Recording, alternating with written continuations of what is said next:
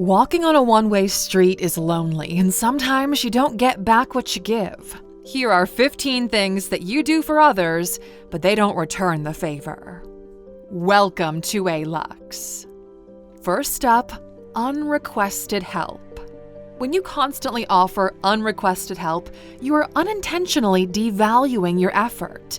Saying, "I've got nothing better to do anyway," only makes it seem like your time isn't valuable, and it is. When you help without being asked, people might start expecting it as a given, not something they should be thankful for or they should be reciprocating. It's good to be helpful, but ensure it's needed and valued. Make sure your support isn't turning into an excuse for others to avoid responsibility or take your time and effort for granted. Favors in exchange for friendship. Doing favors with the expectation that it will solidify a friendship is a balancing act. Relationships should be built on mutual respect, appreciation, and a genuine connection, not merely a transactional basis where favors are exchanged. When you consistently do favors hoping to cement a friendship, you risk being in a relationship that's conditional and lacks sincerity. Favors should not be the foundation upon which a friendship is built. They should be an outcome of the genuine care and regard you have for someone, not a strategy to maintain a place in their lives. Priority above yourself. Consistently putting others above yourself might seem like a generous act, but it can lead to imbalance and resentment in relationships. When you make someone else's needs and wants a priority over your own well-being and aspirations, you create a dynamic where your efforts might not be reciprocated or appreciated to the same extent. Prioritizing others over yourself often comes with the expectation of receiving the same level of care and consideration in return. However, this isn't always the case. People might start taking your selflessness for granted, not fully valuing the sacrifices you make. Just like those flight attendants will tell you, you need to put the mask on yourself first, then care for the people around you. A sinking ship can help no one. Checking in. Continually checking in on others, showing that you care about their well-being and offering a listening ear is a kind gesture that nurtures relationships. But when this becomes a one-way street, it might leave you feeling unappreciated and emotionally drained.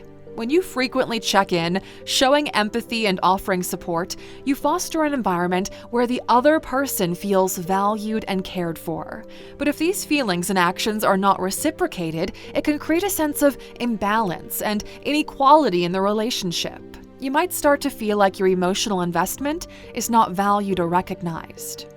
Checking in should be mutual. It's about creating a support system where both parties feel seen and supported. If you find yourself always being the one reaching out and showing concern without the same level of care being returned, it might be time to reconsider the dynamics of this relationship.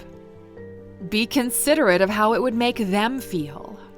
When you walk on eggshells around other people while they fly in Apache helicopters around you, well, it's time to reevaluate why you're being so careful. When you're always the one making adjustments, always the one being overly cautious of their feelings and emotions, you end up being taken for granted. It makes the relationship terrain uneven, where your constant effort to be considerate isn't matched, making you feel less valued and respected. It's exhausting to have to treat others like they're made of glass. Including them in your plans. Including someone in your plans is a generous gesture of thoughtfulness, care, and a desire to share experiences.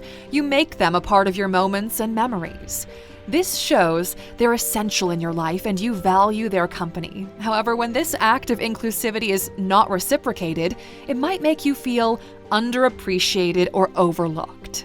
When others continuously exclude you from their plans, it subtly communicates a lack of consideration for your presence in their life experiences. It could make you question the place you hold in their lives. If you feel like you don't really belong with those you hang out with, this might be a reason and a sign it's time to look for some new friends. Listening to their problems. Listening to someone's problems is a substantial way of showing that you care. You give them your time and attention. It's about being present, showing empathy, and sometimes offering advice or a different perspective to help them navigate through their difficulties. However, it becomes a one-sided street when they don't reciprocate when you need someone to listen to your issues. This lack of reciprocity can leave you feeling emotionally drained, unsupported, and undervalued. When you're always there for them, but they're not there to back you up in return, it might indicate a lack of mutual care and respect in this relationship. If you're the only one listening to the problems of others, well, maybe it's just time to mind your own problems. Talk well about them when they're not around. The way you speak of someone when they don't have a chance to reply shows a great deal of character. It takes a lot of emotional and social intelligence to be aware of that. And always painting someone in a good light and letting their own actions confirm or deny it is a sign of maturity, something that people generally lack, unfortunately. For some, gossiping and making a fool of others when they're not around is a national sport, the main activity of their evening. Being their cheerleader. When you're someone's cheerleader, you're the pillar of strength, their source of encouragement, and their unwavering supporter. You're there clapping the loudest at their successes, big or small, and offering a shoulder to lean on through their failures and setbacks. Your energy, enthusiasm, and belief in their potential can be a driving force that helps them push boundaries and strive for more. But what happens if the roles are reversed? If your unwavering support isn't reciprocated, it can be draining and just straight up demotivating. In most cases, when people don't acknowledge your achievements, it's because it makes them uncomfortable regarding their own success. These are the types of people who drag you down just to feel slightly above. Being flexible. You change plans, you make compromises, and you go out of your way to make sure things are convenient for everyone else.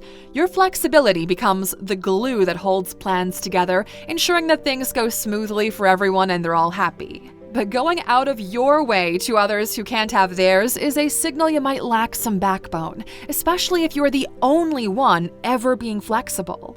Suddenly, your own time becomes whatever you have left after others are done. If you find yourself in this position, Aluxer, know that you're supposed to be your own person. Expressing gratitude. Saying thank you and being genuine about it is the easiest and most low-effort way to show appreciation to people. So there's really just no excuse for others not to say it back to you. Doing something and not expecting anything in return is fine, but if no one even says thank you for it, you might start to wonder if your help is actually valuable or not, or if others see it as valuable or not. Respecting their time.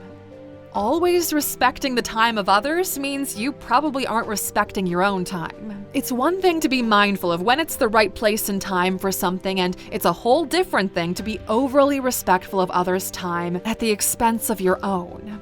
Everybody's got priorities, urgent matters, and things that need solving. And everyone needs the time of others now and then. But if nobody gives it to you, it might be because you don't actually value your own time.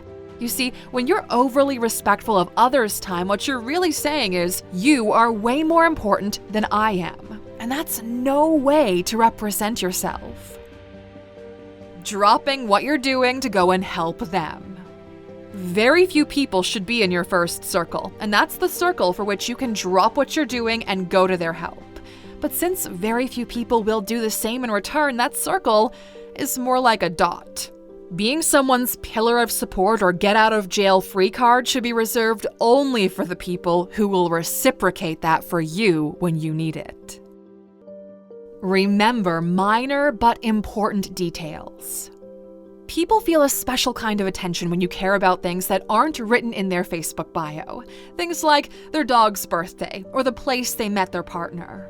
Remembering small but cool details about people can really make a difference in friendships. It's about noticing and remembering things that are special to them but not super obvious or posted on Facebook.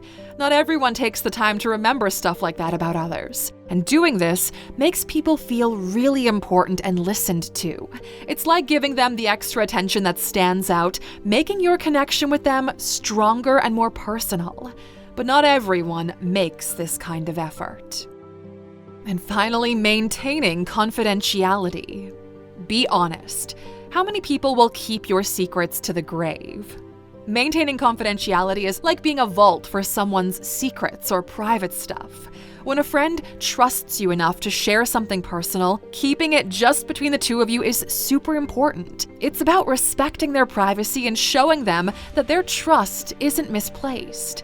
However, it might feel a bit disappointing when you realize that not everyone does the same thing for you. Some people will spill the beans either carelessly or intentionally, not keeping your secrets as safely as you kept theirs. Despite this, though, sticking to your values and continuing to be a trustworthy friend is a pretty solid move. It makes you reliable and someone others can count on to respect their privacy, even if the favor isn't always returned in the same way. And of course, we've got a bonus for those sticking with us until the end: bringing them with you on your journey. What's the point of sitting in first class if your people can't sit there with you? This is a matter of a core team, the OGs, the people who've been there since day one, grinding side by side with you. If you make it, you bring others with you. That's the point of this whole journey. And it's a beautiful thing if you build a group who will do that for everyone. We hope you learned something valuable here today, Aluxer. We'll see you back here next time. Take care.